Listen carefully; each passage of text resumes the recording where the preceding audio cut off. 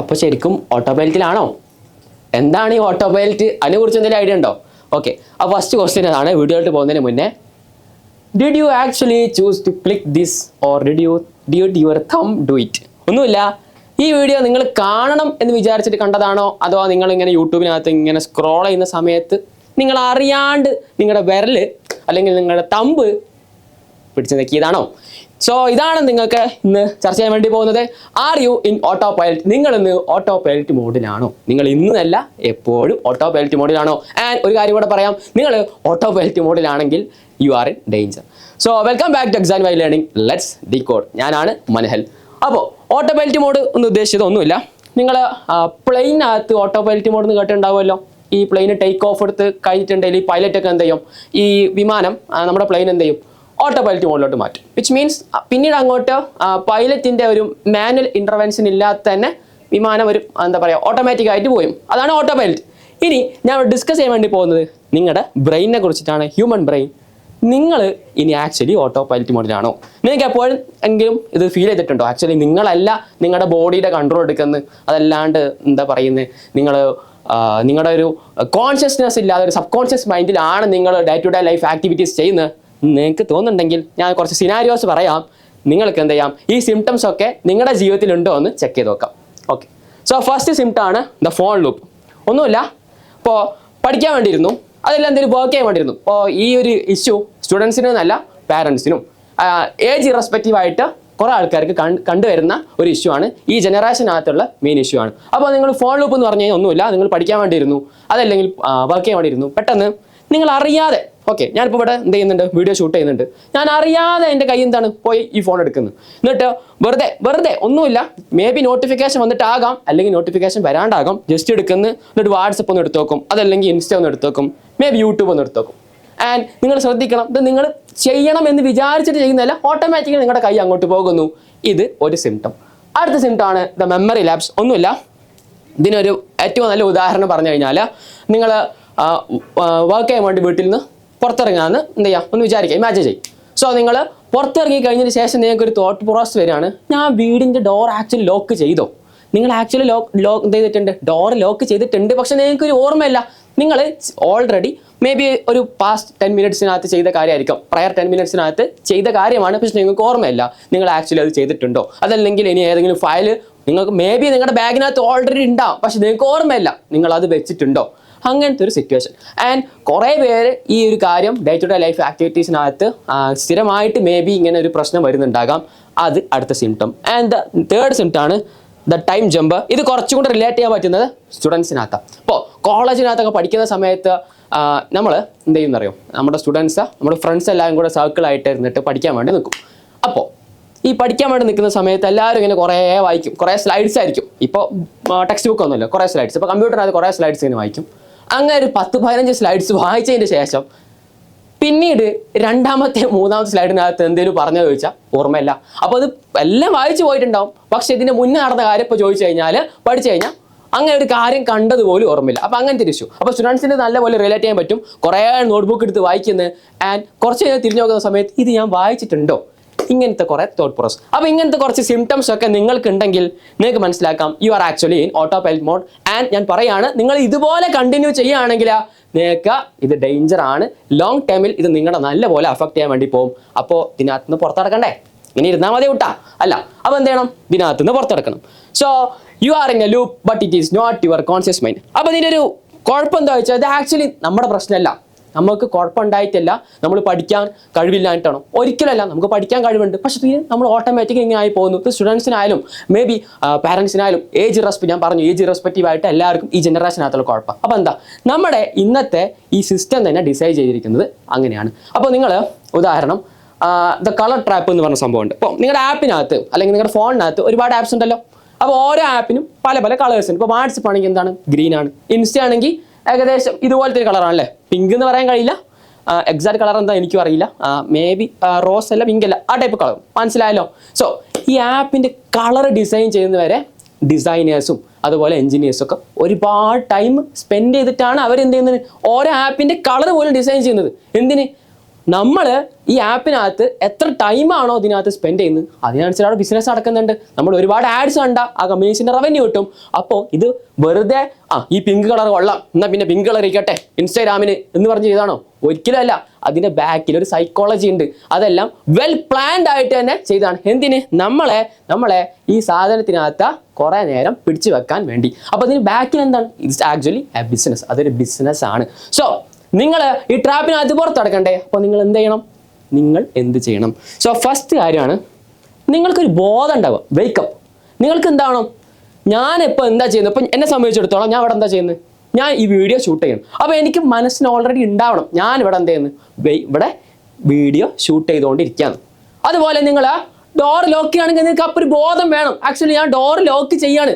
അപ്പം നിങ്ങൾക്ക് ഓൾറെഡി അങ്ങനെ ഒരു ബോധം വന്നു കഴിഞ്ഞാൽ പിന്നീട് ഒരു 10 മിനിറ്റ് കഴിഞ്ഞതിന് ശേഷം നിങ്ങളോട് ആരെങ്കിലും ഒന്ന് ചോദിക്കുകയാണ് ഡോർ ലോക്ക് ചെയ്തിട്ടുണ്ടോ മോനെ എന്ന് ചോദിക്കുന്ന സമയത്ത് നിങ്ങൾക്ക് ചിന്തിക്കേണ്ട കാര്യം ഉണ്ടാവില്ല. കാരണം നിങ്ങൾ ഓൾറെഡി ബോധത്തിലാണ് ചെയ്തത്. അപ്പോൾ നിങ്ങൾ മനഃപൂർവ്വം എല്ലാ കാര്യവും ഇപ്പം നേരം വെളുത്തു കഴിഞ്ഞാൽ ഓട്ടോമാറ്റിക് നമ്മൾ എന്ത് ചെയ്യും? ബാത്റൂമിൽ പോകും, ബ്രഷ് ചെയ്യും. ആൻഡ് ഈ കാര്യങ്ങളൊക്കെ സബ് കോൺഷ്യസിലാണ് പലപ്പോഴും പലപ്പോഴല്ല സംഭവിക്കുന്നത് പോലും സബ് കോൺഷ്യസിലാണ്, നമ്മുടെ കോൺഷ്യസ് മൈൻഡിലല്ല. അത് ഓട്ടോമാറ്റിക്കലി എന്തോ കോഡ് ചെയ്ത് വെച്ച പോലെ ഒരു റോബോട്ട് ചെയ്യുന്ന പോലെ ആയിരിക്കും നമ്മുടെ കാര്യങ്ങളൊക്കെ ചെയ്യുന്നത്. അപ്പോൾ നിങ്ങൾ അതിൽ നിന്ന് മാറിയിട്ട് നമ്മൾ എന്ത് ചെയ്യുക? കോൺഷ്യസ്നെസ് കൊണ്ടുവരാൻ ശ്രമിക്കുക. ഞാൻ ബ്രഷ് ചെയ്യുകയാണെങ്കിൽ ഞാൻ ബ്രഷ് ചെയ്യാണ്. ഇനി ഈവൻ ഞാൻ ഫോണിൽ സ്വൈപ്പ് ചെയ്യാണ് അല്ലെങ്കിൽ സ്ക്രോൾ ചെയ്യാണ്. ഓക്കെ, നിങ്ങൾ എന്ത് ചെയ്യുക? അത് മനസ്സിലാക്കുക. നിങ്ങൾ എന്ത് ചെയ്യാണ്? ഫോണിൽ സ്ക്രോൾ ചെയ്യാണ്. ഇത് വെറുതെ ഒരു ആക്ഷൻ പോലെ ചെയ്ത് തീർക്കാതെ ഒരു സബ് കോൺഷ്യസ് മൈൻഡിൽ നിങ്ങൾ ആരോ പിടിച്ച് കൺട്രോൾ ചെയ്യുന്ന പോലെ ചെയ്യാതെ നിങ്ങൾ സ്വന്തമായിട്ട് വെയ്ക്കപ്പ് എന്നുള്ള പോയിന്റിലോട്ട് വരിക.